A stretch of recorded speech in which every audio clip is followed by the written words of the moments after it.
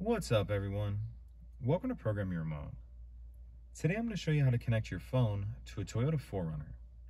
This is a 2021 4Runner here, but it will be the same on a few different years. I'm going to be doing it on an iPhone, but it would be similar on others. The first thing you want to do is go into your phone's settings menu and then go into the Bluetooth menu and just make sure your Bluetooth is on. Then on the radio, we're going to press the home button here. Now, this vehicle doesn't have any phones connected to it. As you can see, it says no phone connected, register phone.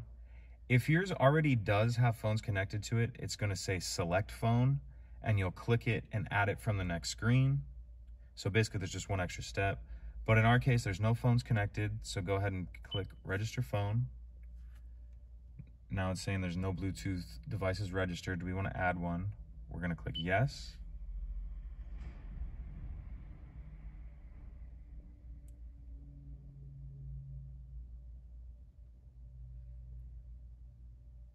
And then just pulled up here, we're looking for iPhone. Obviously, if yours is an iPhone, it may say something different.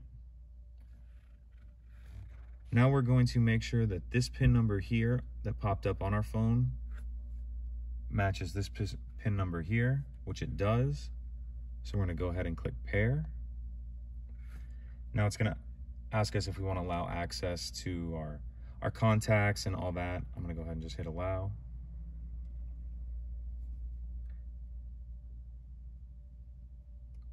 Connect in here. Just telling us we need to allow messages. That doesn't really mean anything. Go ahead and skip that. And now, as you can see here, oh, it popped away. And here, we're successfully connected. So that's it. Pretty simple. If you have any questions, please let me know.